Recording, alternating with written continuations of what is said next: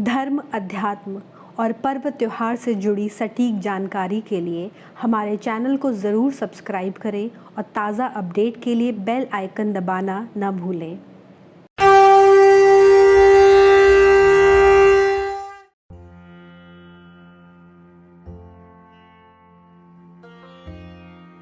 हिंदू धर्म में यूं तो सभी एकादशियों का बड़ा महात्म्य है, लेकिन उत्पन्ना एकादशी का विशेष महत्व है।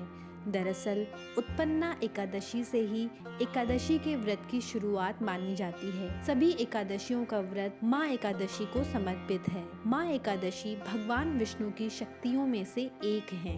मुर नामक राक्षस के संहार के लिए ही भगवान विष्णु से माँ एकादशी का जन्म हुआ था। ये वही मुर राक्षस था जो सोते हुए श्री हरि विष्णु को मार देना चाहता था। यही वजह है कि माँ एकादशी को भगवान विष्णु की रक्षा करने वाली शक्ति के रूप में भी जाना जाता है।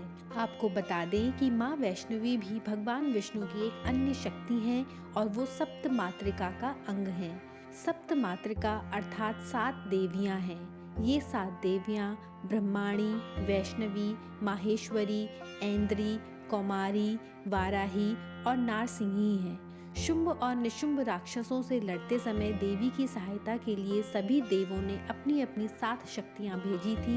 ये 7 शक्तियां ही सप्त मातृकाएं हैं। उत्पन्ना एकादशी का महत्व। मार्गशीर्ष की 11वीं तिथि को ही एकादशी की उत्पत्ति हुई थी, इसलिए इस एकादशी को उत्पन्ना एकादशी कहते हैं। उत्पन्ना एकादशी से ही एकादशी के व्रत को उठाना चाहिए। ये एकादशी अत्यंत पुण्यकारी और मंगलकारी है। पद्म पुराण के अनुसार इस एकादशी का व्रत करने से सभी व्रतों का फल मिलता है। मान्यता है कि इस व्रत के प्रभाव से ज्ञात जन्म और पूर्व जन्म के पाप नष्ट हो जाते हैं। इसी के साथ भक्त मोक्ष की प्राप्ति करते हुए अंत में विष्णु के परम धाम वैकुंठ लोक पहुंच जाता है। उत्पन्ना एकादशी कब है? हिंदू पंचांग के अनुसार मार्गशीर्ष मास की कृष्ण पक्ष की एकादशी को उत्पन्ना एकादशी कहते हैं। देव उठनी एकादशी के बाद उत्पन्ना एकादशी ही आती है। ग्रेगोरियन कैलेंडर के अनुसार ये एकादशी हर साल नवंबर या दिसंबर के महीने में आती है। इस बार ये एकादशी 11 दिसंबर को है। उत्पन्ना एकादशी की पूजा विधि। अगर आप एकादशी का व्रत कर रहे हैं तो दशमी से ही व्रत के नियमों का पालन करें। दशमी के दिन रात के समय भोजन ना करें और अच्छी तरह दांत साफ करें। एकादशी के दिन सुबह सवेरे उठकर व्रत का संकल्प लें। अब स्नान कर स्वच्छ वस्त्र धारण करें। इसके बाद एक लोटे में पानी लेकर उसमें गंगा जल की कुछ बूंदें मिलाएं और उसे अपने ऊपर छिड़कें। अब घर के मंदिर में आसन ग्रहण कर हाथ जोड़ें और भगवान विष्णु को प्रणाम करें। फिर एक चौकी पर भगवान का आसन लगाएं और उस पर गेहूं की ढेरी रखें। एक कलश में जल भरकर उसे गेहूं की ढेरी के ऊपर रखें। कलश पर पान के पत्ते लगाकर नारियल रखें। अब श्री हरि विष्णु की मूर्ति या फोटो में गंगा जल छिड़कें। अब उन्हें वस्त्र अर्पित कर तिलक व अक्षत लगाएं। इसके बाद श्री हरि विष्णु को फूलों की माला पहनाएं। फिर उन्हें फूल, ऋतुफल और तुलसी दल अर्पित करें। अब धूप दीप से विष्णु जी की आरती उतारें। दिन भर उपवास रखें। शाम के समय विधि विधान से आरती उतारें और व्रत कथा पढ़ें या सुनें। अब विष्णु जी को भोग लगाएं और परिवार के सभी सदस्यों में प्रसाद वितरित करें। संध्या काल में दीप दान करें। रात्रि में फलाहार ग्रहण करें। रात्रि जागरण कर भगवत भजन गाएं। अगले दिन यानी कि द्वादश को किसी ब्राह्मण को भोजन कराएं और यथाशक्ति दान देकर प्रणाम करें व विदा करें। स्थापित किए गए कलश के जल को अपने घर में छिड़क दें। बचे हुए जल को किसी पौधे या तुलसी में चढ़ा दें। इसके बाद आप भोजन ग्रहण कर स्वयं भी व्रत का पारण करें। उत्पन्ना एकादशी की व्रत कथा। उत्पन्ना एकादशी की व्रत कथा इस प्रकार है। पौराणिक कथा के अनुसार सतयुग में मुर नाम का दैत्य उत्पन्न हुआ। वो बड़ा बलवान और भयानक था। उस प्रचंड दैत्य ने इंद्र, आदित्य, वसु, वायु, अग्नि आदि सभी देवताओं को पराजित करके भगा दिया।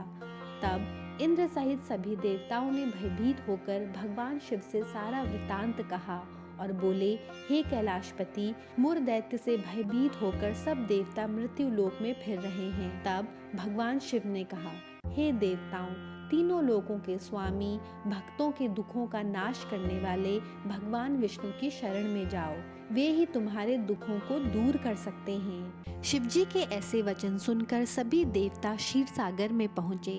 वहाँ भगवान को शयन करते देख हाथ जोड़कर उनकी स्तुति करने लगे और कहने लगे कि हे देवताओं द्वारा स्तुति करने योग्य प्रभु, आपको बारंबार नमस्कार है। देवताओं की रक्षा करने वाले मधुसूदन, आपको नमस्कार है। आप हमारी रक्षा करें। दैत्यों से भयभीत होकर हम सब आपकी शरण में आए हैं। आप इस संसार के कर्ता, माता पिता, उत्पत्ति और पालन करता और संहार करने वाले हैं। सबको शांति प्रदान करने वाले हैं। आकाश और पाताल भी आप ही हैं। सबके पितामह ब्रह्मा, सूर्य, चंद्र, अग्नि, सामग्री, होम, आहुति, मंत्र, तंत्र, जप, यजमान, यज्ञ, कर्म, कर्ता, भोक्ता भी आप ही हैं। आप सर्वव्यापक हैं।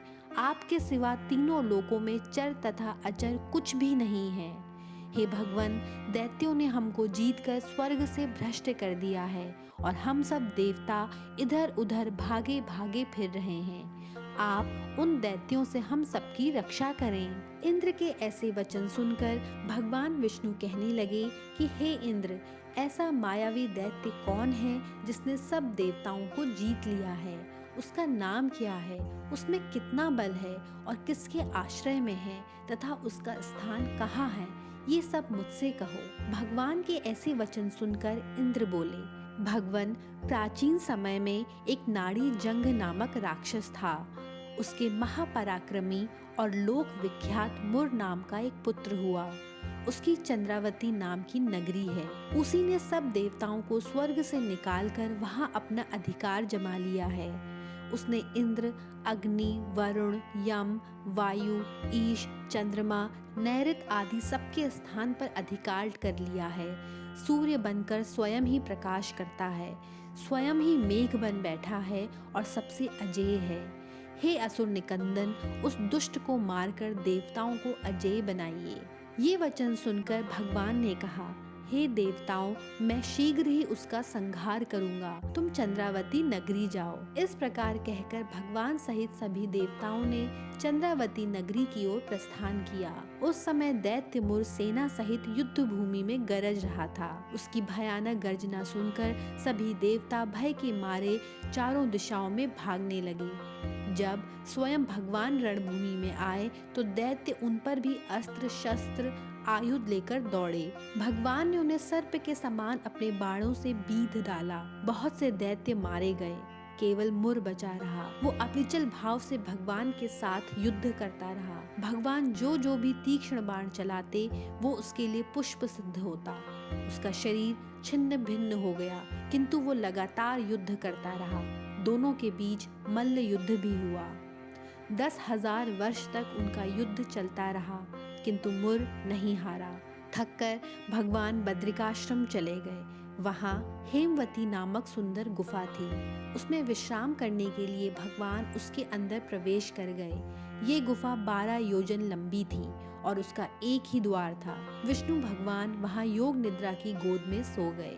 मुर भी पीछे पीछे आ गया और भगवान को सोया देखकर मारने को उद्यत हुआ। तभी भगवान के शरीर से उज्ज्वल कांतिमय रूप वाली देवी प्रकट हुई। देवी ने राक्षस मुर को ललकारा, युद्ध किया और उसे तत्काल मौत के घाट उतार दिया। श्री हरि जब योग निद्रा की गोद से उठे तो सब बातों को जानकर उस देवी से कहा कि आपका जन्म एकादशी के दिन हुआ है, अतः आप उत्पन्ना एकादशी के नाम से पूजित होंगी। आपके भक्त वही होंगे जो मेरे भक्त हैं। इस प्रकार उत्पन्ना एकादशी की व्रत कथा समाप्त हुई।